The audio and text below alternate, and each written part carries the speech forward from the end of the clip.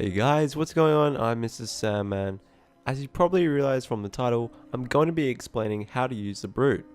In my opinion, the Brute is the easiest Covenant leader to use effectively. But first guys, I just want to say that I'm sorry that I haven't uploaded recently.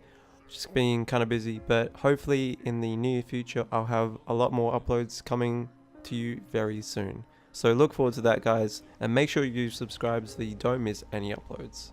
I would also recommend you guys to check out the previous tutorials on the Arbiter and the Prophet, as quite a few of the strategies overlap and I explain them in more detail in those videos. Now I'm going to say this right now, straight up. Never go on defense as the Brute, unless you're Smooth Tube. If you do, you will most likely lose and you're already behind. Now then, if you can't or shouldn't play on defense, then the logical thing to do would be to play on offense. This is what you want to do 99% of the time.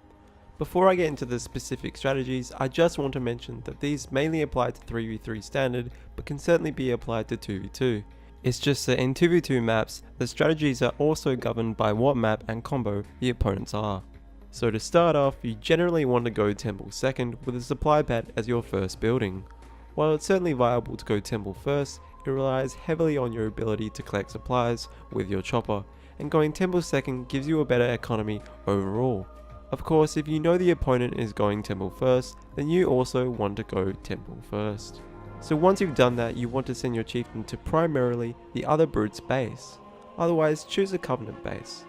The quickest way on 14 is through the teleporter. On your way there, you could collect the crates out the front of your base with your Chieftain, or if time is a factor, then get your first Brute to collect it. This is when we move on to our first strategy, the all Brute strat.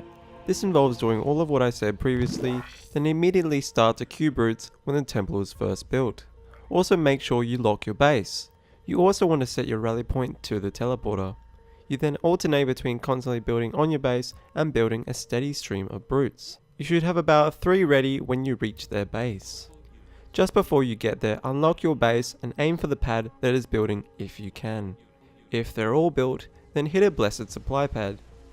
If you're hitting a covey base, you might want to bring your chopper so you can camp their teleporter and ram their units. Of course, you could do this with your Chieftain and Brutes, but this isn't usually worth it as it takes away from the damage you could be doing to the base. Now, if it is a quote-unquote high-level game, then strip all of their pads, then aim for the main base if you haven't been pushed off already. If it's a noob's base and you would like to end the game quickly to try to get into a better game, then simply aim for the main base right away. Make sure to spread your units around so they don't all take splash damage and die immediately. Remember, you have the vortex, so you can use that to finish off a pad or the base. Or you could even get a teammate to Mac or carpet bomb the base. This next strategy is a small one. It involves a vortex. What I like to do if I don't have an RB on offense with me and I'm hitting a team with 2 or more UNSC players, I like to upgrade my vortex if I can spare the money. This brutalizes their hogs, the unit that many high level players use to defend, and is also good against incoming flamers. Another strategy that should really only be used in a specific scenario is when upgrading to inheritance or rushing. I would only ever recommend doing this if you have another Brute on your team and you know that they aren't going to go inheritance as well. Doing this reduces the amount of Brutes that you can build in the beginning.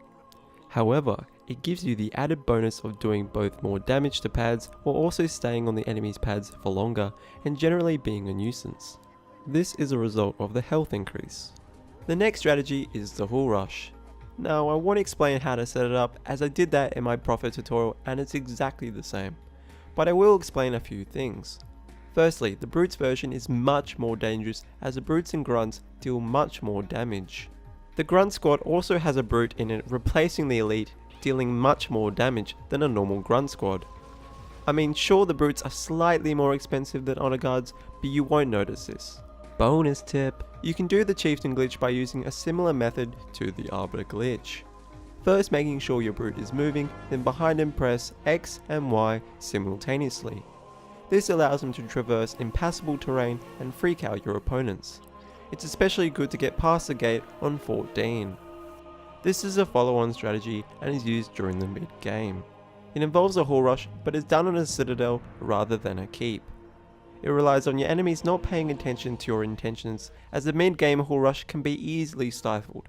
As such, you need to be winning the game with your teammates distracting the enemy. To combat getting port blocked, people will leave all their units at the front of their base. This makes it much harder to kill all of the units, as you can't just spawn block them as they come out of the base. This strategy is very effective in large numbers and is good against any base, but most effective against expansion bases and Covenant bases.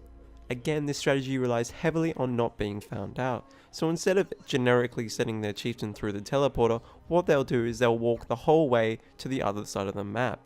This can sometimes give you a better chance of not being spotted. Finally, this strategy is great if your whole base has been stripped and you don't think you'll be able to transition into Banshees soon enough. Of course, that does mean you will have to have an alive chieftain. It's also a great strategy as it doesn't require a temple to be useful. The last two I want to briefly mention as they're in previous videos, that being the double summit Banshees and Wraith strats. The Banshee strat is basically the same with any leader, whereas the Wraith strategy I feel would only be used if you had triple covey. Also, if you guys were wondering, Wraiths are used to directly counter Gauss Hogs in the early game. There are two forms of Wraith base building strategies that you can do. You can do the very early one where you build Factory 5th and attempt to kill all of their hogs, but that's usually when you're triple covey, or you can do the Citadel version where you have double factories and just pump out Wraiths. Finally, remember not to neglect the chieftain later on in the game. Continue to harass expansion bases if you can and port in units. The purpose of these videos is to educate people in this community so that we can all have more competitive and all experience more intense games when searching. Hopefully in the future we can remove the stigma surrounding rushing. Remember, if you found any of this useful, then give it a like and share it. That means a lot. Also subscribe if you haven't already. Cheers.